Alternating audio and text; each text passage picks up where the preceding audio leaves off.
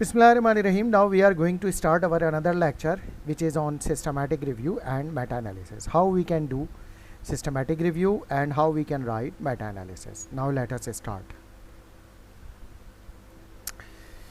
Introduction. First we will discuss the systematic review. Systematic review क्या है? Systematic review is a structured process for identifying and summarizing existing studies that address a specific question. Means that systemic review क्या है? एक structured process है. सबसे पहले कोई specific कोई साइंटिफिक क्वेश्चन होगा जो जनरेट होगा जिसका आंसर हमें तलाश करना है. Then we will identify existing studies and then summarise these studies to answer the to get the answer of this specific question in a systematic way. That is why this is called systematic review. Now systematic review help, किस तरीके से ये help कर सकते हैं? Systematic reviews helps patients, health care providers and policy makers understand evidence and formulate best practices. What is the benefit of this systematic review? कि जो clinical question है, स्पेसिफिक क्वेश्चन है, चाहे पेशेंट रिलेटेड हैं, health care के providers के हैं like physicians, pharmacist, other colleagues जो कि हेल्थ केयर सर्विस में कोई ना कोई सर्विस प्रोवाइड कर रहे हैं, गवर्नमेंट सर्विस में पॉलिसी मेकर्स हैं, हेल्थ पॉलिसी मेकर्स हैं. तो ये जो एविडेंस सिस्टमेटिक रिव्यू के ज़रिए जो जनरेट होता है वो इसके ज़रिए अंडरस्टैंड करते हैं कि पॉलिसी क्या जनरेट करनी चाहिए, प्रैक्टिस क्या होनी चाहिए, जिसके ज़रिए बेस्ट जो है वो ट्रीटमेंट ऑप्शंस को अवेल करके पेशेंट की डिज़ीज़ को या सोसाइटी से डिज़ीज़ बर्डन को कंट्रोल किया जाए. Systematic review is especially useful when multiple strong studies are available but answers provided by these studies are not in perfect agreement.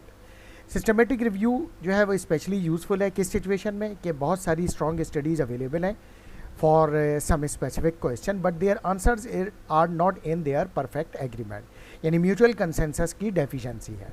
तो उस म्यूचुअल कंसेंसस पे लाने के लिए या एग्रीमेंट पे लाने के लिए ये systematic reviews are really very beneficial.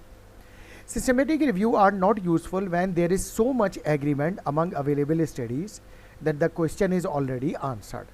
और किस सिचुएशन में सिस्टमेटिक रिव्यूज़ करने की ज़रूरत नहीं है, कोई फ़ायदा नहीं है, they are not useful when all the studies are in the agreement and they are not showing any diversification और डिसएग्रीमेंट कि नहीं इस डिजीज़ का ट्रीटमेंट ऐसे नहीं हो ऐसे हो. तो और अगर कंसेंसस है, म्यूचुअल कंसेंसस है among medical community and researcher, तो फिर उसका सिस्टमेटिक रिव्यू करने का कोई फ़ायदा नहीं है. And the conclusion of the systematic review are synthesise qualitatively and quantitatively. और सिस्टमेटिक रिव्यू का एक और बेनिफिट क्या है कि जो भी रिजल्ट्स हम सिंथेसाइज करते हैं वो क्वालिटेटिव भी होते हैं और क्वांटिटेटिव भी होते हैं. Quantitative synthesis are typically in the form of meta analysis. और जब वो क्वांटिफिकेशन हम कर लेते हैं, क्वांटिटेटिव सिंथेसिस कर लेते हैं, तो वो आमतौर पे मेटा एनालिसिस भी कहलाते हैं. What are meta analysis? Meta analysis produce single estimate of treatment effect across included studies. Means के ये जो हम बात कर रहे हैं कि स्पेसिफिक क्वेश्चन, तो वो जो स्पेसिफिक क्वेश्चन है वो है क्या है? Single estimate. Means the answer of that question for the treatment across included in studies, जो कि डिफरेंट स्टडीज़ थी जिनके दरमियान म्यूचुअल कंसेंसस नहीं था, तो उनके दरमियान एक म्यूचुअल कंसेंसस सिंगल पॉइंट पे लाके ट्रीटमेंट्स क्या ऑप्टिमम ट्रीटमेंट होना चाहिए वो मेटा एनालिसिस, अगर हम उसको क्वांटिटेटिवली डिस्क्राइब कर लें तो वो मेटा एनालिसिस कहलाएगा. Now issue of rosiglitazone. अब हम एक इशू पे बात करते हैं रोजीग्लाइटाजोन के हवाले से. क्या इशू जनरेट हुआ? जो कि डायबिटीज़ मेलाइटस की, टाइप 2 डायबिटीज़ मेलाइटस की एक ड्रग है. On May 21, 2007, the New England Journal of Medicine published a systematic review. तो 2007 में एक new England journal of medicine which is highly reputed medical journal, इसमें एक systematic review and meta analysis publish हुआ on the risk of MI and death from cardiovascular cause with rosiglitazone, a medication use to treat type 2 diabetes mellitus. तो इसके हवाले से ये एक issue या ये कि जो है वो एक पब्लिकेशन आई जिसमें ये बताया गया कि there is a strong correlation between rosiglitazone when used in type 2 diabetes mellitus and the development of myocardial infarction and cardiovascular related death. The review found rosiglitazone to be associated with increased risk of MI and border line increase in the risk of death from cardiovascular cause. तो ये उसकी finding थी उस systematic review की कि ये increase risk कर रहा है एमआई का भी और कार्डियोवैस्कुलर कॉज रिलेटेड डेथ का। On the same day, the US FDA issued a safety alert on rosiglitazone, and this was upgraded to black box warning for heart-related risk later in 2007. फौरन ही जिस दिन ये publish हुआ May 21, 2007 में ये systematic review, next day FDA ने एक warning letter issue कर दिया रिगार्डिंग द रोजीग्लाइटोजोन इन USA और कहा कि जो है ना इस रिस्क से तमाम फिजिशियंस और पेशेंट बहुतात रहे। और फिर इन 2007 में ही letter on in after few months they have asked the company to put down a black box warning on the box of the rosiglitazone that this drug is associated with the risk of MI and CV related cardiovascular related death, जिसकी वजह से क्या हुआ, this resulted in further clinical research and replication of findings from meta-analysis। तो फिर इसी topic को सामने रख के यानी अब ये क्वेश्चन जनरेट हुआ, यानी ये साइंटिफिक क्वेश्चन जनरेट हुआ कि क्या वाकई ऐसा है कि rosiglitazone is associated with the risk of MI and death. तो फिर इस पर फर्दर स्टडी क्लिनिकल रिसर्च की गई, रेप्लिकेशन की गई स्टडीज़ की जो कि फाइंडिंग्स थी उस मेटा एनालिसिस की। इन सितंबर 2010 यानी after almost 3 years FDA took further action based upon these further studies and significantly restricted access to rosiglitazone to only patient with type 2 diabetes who cannot control their diabetes on other medication। यानी जो further studies हुई इसमें further ये prove हुआ कि yes the rosiglitazone has high risk of MI and death associated with cardiovascular disease. तो ये जो है वो रिस्क ऑफ डेथ और एमआई कॉज कर रहा है, तो इसमें फर्दर प्रूव हो गया। अब जब ये फर्दर प्रूव हुआ तो फिर क्या हुआ कि एफडीए ने इसको जो है वो और रिस्ट्रिक्ट कर दिया, रिस्ट्रिक्टेड एक्सेस प्रोग्राम में डाल दिया। रिस्ट्रिक्टेड एक्सेस प्रोग्राम ये होता है कि the medication is not available easily in any pharmacy. It will be available only on the basis of a special request from the physician when physician will show that the all other diabetes medications are failed to control the sugar level of the patient and now they have only one option that is remaining, that is rosiglitazone. That is why this patient required this drug. तब ये drug मिलेगी, वरना ये drug उसे नहीं मिलेगी अगर और दूसरे ऑप्शंस और दूसरी एंटी डायबिटिक ड्रग्स अवेलेबल हैं। Drug was withdrawn entirely from European countries and New Zealand. और इसके बाद यूएसए से तो नहीं लेकिन यूरोपियन कंट्रीज़ से और न्यूजीलैंड से जो रोजीग्लाइटोजोन थी वो मार्केट से विड्रॉ कर ली गई, यानी मार्केट में इसको रिस्ट्रिक्टेड एक्सेस प्रोग्राम पर भी नहीं ले जाया गया। नाउ सिस्टमैटिक, यानी ये होता है बेनिफिट सिस्टमैटिक रिव्यू और मेटा एनालिसिस का। Systematic review differ from traditional narrative review in that it has focus question. Systematic review का ज़्यादा फोकस क्वेश्चन होता है, जबकि नैरेटिव रिव्यू ज़रा जर्नलाइज क्वेश्चन होते हैं, यानी जो साइंटिफिक क्वेश्चन होता है वो जर्नलाइज होता है, बहुत ज़्यादा फोकस नहीं होता। और दूसरा डिफरेंस ये होता है कि सिस्टमैटिक रिव्यू में क्वांटिटेटिव आंसर होता है, जबकि नैरेटिव रिव्यू में क्वालिटेटिव आंसर होता है for the scientific question. A method section with clearly defined inclusion and exclusion criteria for studies। Systematic review में बिल्कुल क्लियरली डिफाइंड जो भी स्टडीज़ हम इंक्लूड कर रहे हैं सिस्टमैटिक रिव्यू में, तो किन स्टडीज़ को इंक्लूड कर रहे हैं, कौन सी इंक्लूड नहीं हो सकते यानी एक्सक्लूजन क्राइटेरिया में आएंगी, वो क्राइटेरिया भी डिफाइन क्लियरली किया जाता है। A predefined literature search strategy is mentioned कि किस तरीके से लिटरेचर सर्च किया जाएगा। Systematic review use a rigorous approach to identify and select studies in a transparent and reproducible ways।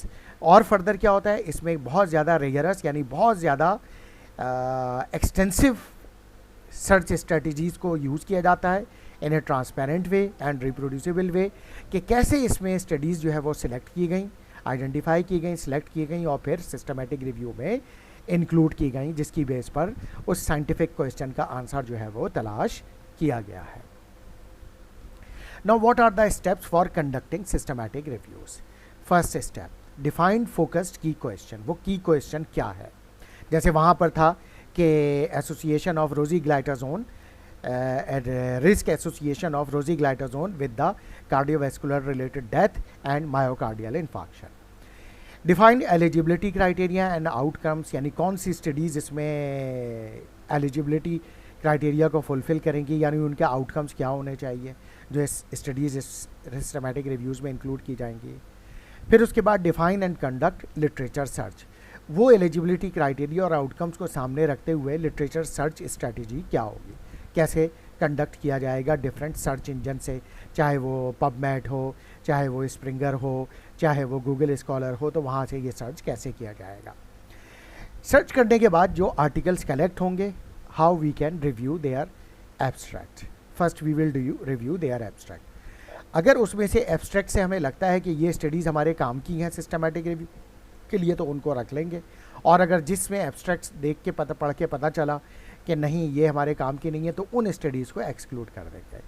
अब जो रिव्यू एब्स्ट्रैक्ट करने के बाद लगा कि ये काम की हैं, then we will review these studies with full text articles. Full text articles पढ़ने के बाद भी सेम प्रोसेस होगा कि फुल टेक्स्ट आर्टिकल्स पढ़ने के बाद फिर उनमें से जो स्टडीज़ काम की होंगी उसको हम इंक्लूड कर लेंगे सिस्टमैटिक रिव्यूज़ में, और जो कि किसी काम की नहीं होंगी उसको एक्सक्लूड कर देंगे। Hand search reference list and grade literature, तमाम रेफरेंसिंग लिस्ट जो हमने आर्टिकल्स कलेक्ट किए थे वो हमारे पास रेफरेंस लिस्टें होनी चाहिए। अगर कोई अनपब्लिश्ड आर्टिकल है यानी ग्रे लिटरेचर है, यानी ब्लैक एंड वाइट में नहीं है, लाइक किसी की थीसिस डिसर्टेशंस या अनपब्लिश्ड डेटा, तो उसका रिकॉर्ड भी रखेंगे। And then data abstraction and quality rating, फिर डेटा के जो एब्स्ट्रैक्ट किया है उसकी क्वालिटी रेटिंग करेंगे। क्वालिटी देखने के बाद डेफिनेटली जो स्टडीज़ की क्वालिटी गुड होगी उनको रेटिंग करेंगे, जिनकी पुअर होगी वो रेटिंग करेंगे। क्वालिटी रेटिंग के जो क्राइटेरिया हैं उसको यूज़ करते हुए उसके बाद फिर उन जो जितनी भी स्टडीज़ होंगी उनका डेटा सिंथेसाइज करेंगे ताकि किसी कंक्लूजन की तरफ पहुंच सके। नाउ की क्वेश्चंस इन सिस्टमैटिक रिव्यू। की questions should be important, specific and reflect uncertainty. तो एक तो इम्पॉर्टेंट हो क्लिनिकल पर्सपेक्टिव से, स्पेसिफिक हो, वेग नहीं हो, रिफ्लेक्ट अनसर्टेनिटी। जैसे इसी में था कि रोज़िग्लैटाज़ोन क्या वाकई करती है एमआई और कार्डियोवैस्कुलर रिलेटेड डेथ, तो इस तरह से कोई अनसर्टेनिटी है उसको चेक करना है। क्योंकि question should reflect type of population, like इसमें डायबिटीज़ पॉपुलेशन की बात की गई है। टाइप ऑफ एक्सपोजर और इंटरवेंशन, जो भी जैसे एक्सपोजर ड्रग का दिया जा रहा था या इंटरवेंशन जैसे रोज़िग्लैटाज़ोन दी जा रही थी। द कंपैरेटर, अगर कोई और ड्रग कंपेयर के तौर पे दी जा रही है तो उसका आउटकम क्या है।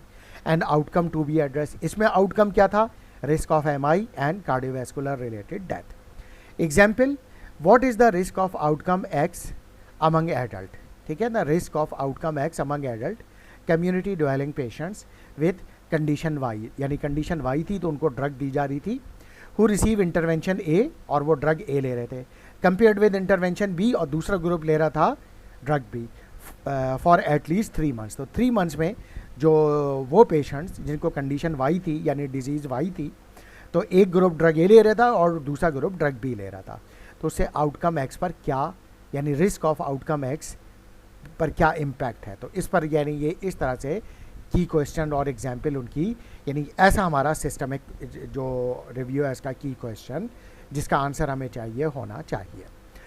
इसके लिए हम पीकॉट्स मॉडल को यूज़ करेंगे। व्हाट इज़ की पीकॉट्स मॉडल? रिसर्च क्वेश्चन और की question should frame in A way that reflect the intervention. क्या इंटरवेंशन है, जैसे इसमें रोज़िग्लैटाज़ोन थी।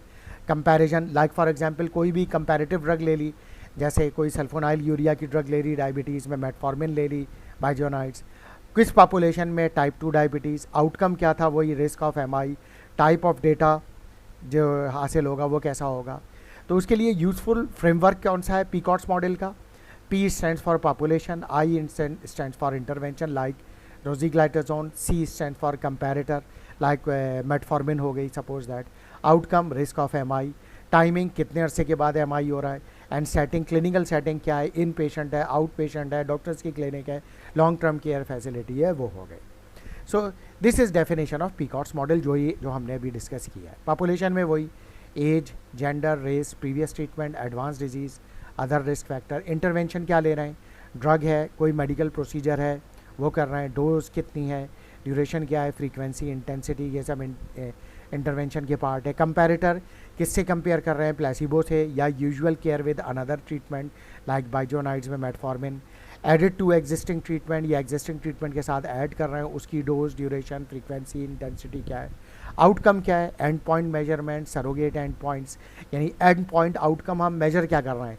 जैसे इस केस में रोजीग्लाइटेजोन के केस में आप मेजर कर रहे थे रिस्क ऑफ एमआई, कि अगर एमआई हो रहा है तो कितने अरसे के बाद हो रहा है, कितने अरसे के बाद हो रहा है वो नेक्स्ट में है। Timings, when outcome will be measured, how long measurement will continue and intervention over time. Setting क्या है, वही प्राइमरी केयर सेटिंग है, टर्शरी केयर सेटिंग है, आईसीयू है, कोई आउट पेशेंट क्लिनिक्स हैं, डॉक्टर्स की क्लिनिक्स हैं, जनरल मेडिकल प्रैक्टिस है, लॉन्ग टर्म केयर फैसिलिटी है, तो वो क्लिनिकल सेटिंग, यानी basically setting means clinical setting. Inclusion and exclusion criteria of study, study eligibility criteria, यानी स्टडी डिज़ाइन कौन कौन सी हमने स्टडी लेनी है। Head to head trials, double blind RCTs, placebo control trials, double blind randomize control trials यानी RCTs, high quality systematic reviews. Outcome of interest इसमें क्या होगा, all cause mortality.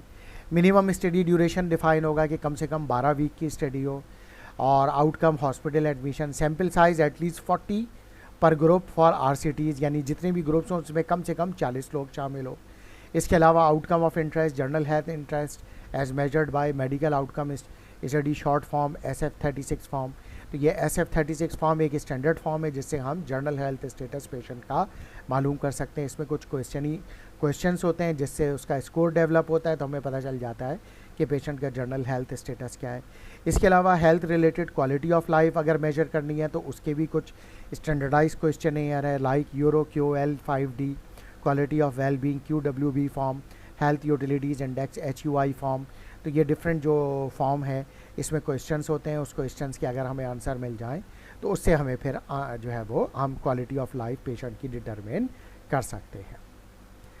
Now what will be the methodology of systematic review. Literature search criteria are defined with goal of capturing all evidences pertaining to key questions, यानी जो हमारा की question है उसके मुताबिक लिटरेचर सर्च डिफाइंड क्राइटेरिया होगा और उस तरह से ये सर्च की जाएगी।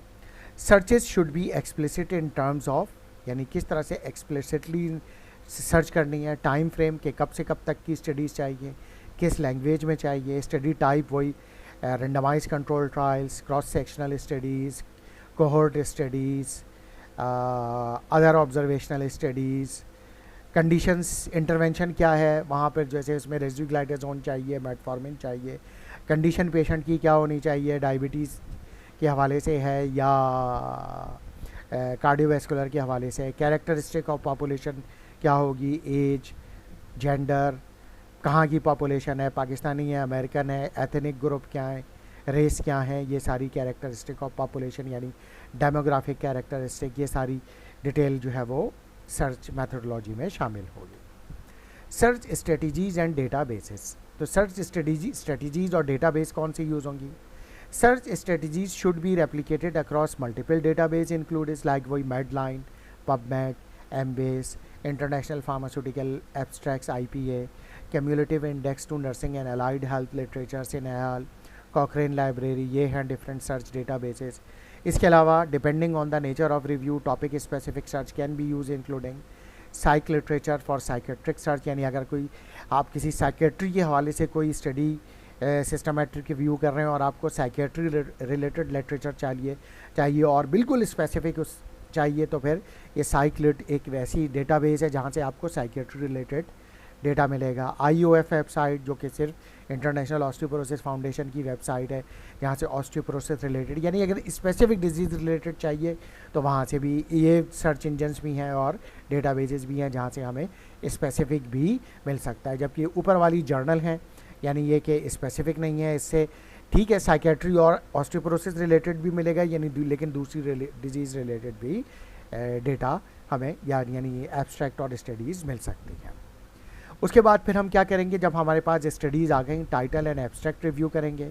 There are 2 levels of review. In the first level title and abstracts are reviewed by 2 independent reviewer. पहले लेवल में क्या करेंगे, टाइटल और एब्स्ट्रैक्ट जो है वो 2 इंडिपेंडेंट रिव्यूअर को भेजेंगे कि वो चेक करें कि ये हमारे काम के हैं या नहीं है। Before full text review study should be identified as possible relevant by at least 1 reviewer. तो इसमें 2 में से कम अगर एक रिव्यूअर भी ये कह देता है कि ये स्टडीज़ जो आपने कलेक्ट की हैं ये आपके काम की हैं यानी रेलेवेंट है, तो फिर वो हम उसको रख लेते हैं। Second level is full text review of the relevant study, और फिर अगले स्टेप पे जब ये स्टडीज़ इसमें से, यानी अगर सपोज दैट कुछ एब्स्ट्रैक्ट और टाइटल पढ़ने के बाद वो दोनों रिव्यूअर ने कह दिया कि ये इररेलेवेंट है, तो वो वाली स्टडी तो एक्सक्लूड हो जाएगी। लेकिन जिनको दोनों या कम से कम एक ने कह दिया कि ये रेलेवेंट है, फिर उसका फुल टेक्स्ट रिव्यू होगा। इसी तरीके से जैसा कि ये 2 इंडिपेंडेंट रिव्यूअर से हुआ था, तो फिर फुल टेक्स्ट रिव्यू भी 2 इंडिपेंडेंट रिव्यूअर से होगा। दूसरा तो ऑल्टरनेट स्ट्रैटेजी क्या है? Alternate approach is to have a single person review all titles. पहले एक पर्सन जो होगा, एक रिव्यूअर तमाम टाइटल और एब्स्ट्रैक्ट को रिव्यू कर ले, and then second person review only those studies which are recommended for exclusion. यानी जो फर्स्ट रिव्यूअर जो है उसमें से टाइटल और एब्स्ट्रैक्ट पढ़ने के बाद फिर जिसको वो एक्सक्लूड कर दे, तो सेकंड रिव्यूअर सिर्फ एक्सक्लूडेड को रीचेक कर ले कि क्या वाकई वो इररिलेवेंट है। अगर वो भी कहता है हाँ इररिलेवेंट है, तो वो एक्सक्लूड हो गए। लेकिन अगर सेकंड वाला कहता है नहीं ये रेलेवेंट है, तो फिर उसमें से जिस स्टडी को वो रेलेवेंट कहता है वो इंक्लूड कर ली जाएंगी। So all the studies are not excluded after dual review. तो ज़रूरी नहीं है कि ड्यूअल रिव्यू के बाद तमाम स्टडीज़ जो है वो एक्सक्लूड कर दी जाए। जब एब्स्ट्रैक्ट और टाइटल रिव्यू हो जाए, अब होगा full text review. Full text article should B obtained for all included studies, यानी जो हमने टाइटल और एब्स्ट्रैक्ट पढ़ने के बाद इंक्लूड कर ली हैं, तो उनके फुल टेक्स्ट आर्टिकल जो है वो ऑब्टेन किए जाएँ। Full text article should be dually reviewed, यानी वही 2 इंडिपेंडेंट रिव्यू वर उसको रिव्यू करेंगे, similar manner to abstract review.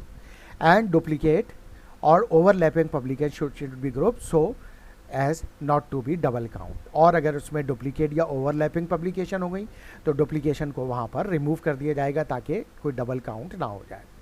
Now to check the quality of literature, reference list of included full text article is recommended. और quality check करने के लिए literature के लिए उनके रेफरेंसेस को भी चेक किया जाएगा कि रेफरेंसेस भी रिलायबल रेफरेंसेस हैं या नहीं हैं। ग्रे लिटरेचर भी चेक किया जाएगा, विच इज़ रिटन मटेरियल और reports that are not found in the publish journal. Publish journal में नहीं है। Examples technical reports for government agencies, working papers, white papers, conference proceeding, वही डॉक्टोरल थीसिस यानी PhD thesis, trial registries का data, तो ये grey literature कहलाएगा। अगर इसमें भी कोई रेलिवेंट चीज़ मिलती है तो वो भी कलेक्ट की जाएगी। इसके बाद आ जाएगा एविडेंस टेबल जनरेट करेंगे। All relevant eligible studies and data are abstracted in evidence table. For example, जिसमें हम क्या क्या चीज़ें हमारे पास इस एविडेंस टेबल में होनी चाहिए। Author, year of study, country कहाँ हुई वो स्टडी, फंडिंग किसने किया, और क्वालिटी रेटिंग। तो ये यहाँ पर आ गया author, year with citation, country वो कहाँ हुई वो स्टडी, फंडिंग किसने की, और उसकी क्वालिटी रेटिंग क्या है।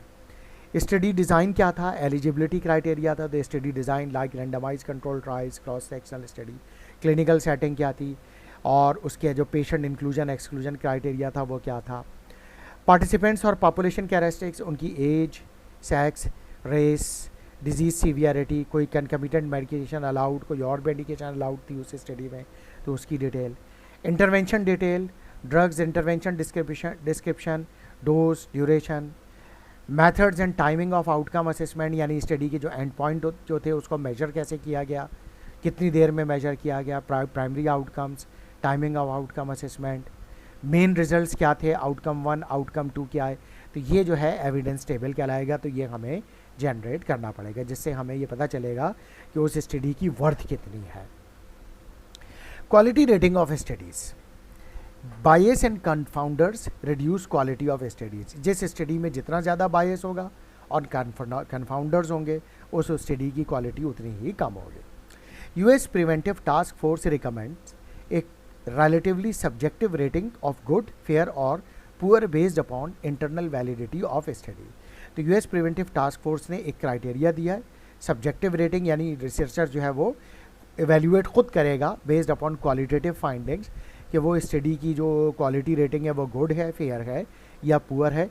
किस बुनियाद पे कि उस स्टडी की इंटरनल वैलिडिटी कितनी हाई है। इसके अलावा कॉकरेन कोलैबोरेशन एक और है US प्रिवेंटिव टास्क फोर्स के अलावा। Focus on risk of selection bias, यानी वो स्टडी में जो सिलेक्शन बायस है उसकी बेस पे बताएगा क्वालिटी क्या है। परफॉर्मेंस बायस, स्टडी जो परफॉर्म की गई उसमें बायस, एट्रीशन बायस यानी पेशेंट स्टडी को जो छोड़ कर गए उसमें जो 2 ग्रुप था उनमें कितना फ़र्क आ गया, एट्रीशन बायस, डिटेक्शन बायस यानी जो ऑब्जर्वेशंस ले रहे थे पेशेंट से उस डिटेक्शन में, और रिपोर्टिंग बायस और रिपोर्टिंग की गई अगर स्टडी के रिजल्ट्स की तो वो उसमें कहीं बायस है, तो उस बुनियाद पर क्वालिटी चेक की जाती है। इसके अलावा एक और तरीका है which is called Chalmers and Jadad scale. Chalmers and Jadad scales can also be employed for quality rating of literature. तो अगर हम गूगल पे लिखेंगे चैल्मर्स एंड जेडाइड स्केल तो ये हमारे पास निकल कर आ जाएगा और इसमें कुछ सर्टेन क्राइटेरिया मेंशन है जिसकी बेस पर हम क्वालिटी रेटिंग ऑफ लिटरेचर कर सकते हैं। इसके अलावा प्रिज्मा डायग्राम बनाएंगे। Systematic review presentation use a diagram to illustrate the flow of information through different phases of review. PRISMA diagram हमें एक डायग्रामेटिक फॉर्म में बताएगी कि ये सिस्टमेटिक रिव्यू किस फ्लो में किया गया है और इन्फॉर्मेशन किस फ्लो में चली है। Study flow diagram is referred as, यानी प्रिज्मा किस चीज़ की एब्रीविएशन है, PRISMA is abbreviation of preferred reporting item for systematic review and meta analysis. Prisma diagram details how studies were identified, results of abstract screening, and results of full text assessment and inclusion and exclusion of studies. This is a rough idea of Prisma diagram. Here identification, number of records through database, number of additional records through other databases. उसके बाद screening की गई identified studies की, no records after duplicate यानी duplication remove करने के बाद, फिर नंबर ऑफ़ रिकॉर्ड्स स्क्रीनिंग करने के बाद, number of records excluded screening के बाद जो एक्सक्लूड किए गए वो हटा दिए, फिर number of full text article, जो full text article eligibility check करने के लिए किए गए उसमें से कुछ हो गए, number of full text article excluded with certain reasons, फिर included studies, number of studies included in qualitative synthesis, और फिर number of studies included in quantitative synthesis यानी मेटा एनालिसिस के लिए। तो this is a rough idea of PRISMA diagram. Now strength of evidence, how we can check जो भी हमने literature collect किया उसकी स्ट्रेंथ क्या है, या ये कह लीजिए again this is another way to determine the quality of studies. Strength of evidence can be determined by grading, recommendation, assessment, development and evaluation approach. यानी ग्रेड का मतलब ही यही है, GRADE, grading of recommendation, assessment, development and evaluation. Grade approach recommends evaluating the strength of evidence for each major outcome and for each comparison made. Strength of evidence is evaluated for the body of evidence rather than the component of studies. यानी evidence की body कैसी है, जिसमें क्या check किया जाएगा in terms of risk of bias, study में risk of bias था नहीं था, consistency क्या है, directness of the result and precision कैसा है। Strength of evidence can be characterise either, यानी इसकी जो क्लासिफिकेशन होगी, यानी अगर हम इसको स्टडी का जो इस ग्रेड क्राइटेरिया को फॉलो करते हुए स्ट्रेंथ ऑफ एविडेंस को आइडेंटिफाई करेंगे तो फिर हम कैरेक्टराइज करेंगे इसको कि जो स्ट्रेंथ ऑफ एविडेंस है इनसफिशेंट है, लो है, मॉडरेट है या फिर हाई है। Example of grade assessment, like for example number of studies and subjects. Outcome 1 के लिए 3 स्टडीज़ हैं, सब्जेक्ट्स कितने से 210। Risk of bias in design and quality, medium quality है स्टडीज़ की, डिज़ाइन RCTs है, क्वालिटी फेयर है, ठीक है। कंसिस्टेंसी, कंसिस्टेंट रिजल्ट्स हैं, डायरेक्टनेस, डायरेक्ट रिजल्ट्स हैं, कोई घुमा फिरा के नहीं है, प्रिसीजन भी है, प्रिसाइज भी है results, drug A similar to drug B, और इनकी बुनियाद पर ये strength of evidence I low. Outcome 2 के लिए 6 स्टडीज़ हैं, 1260 क्योंकि सैम्पल साइज़ बढ़ गया।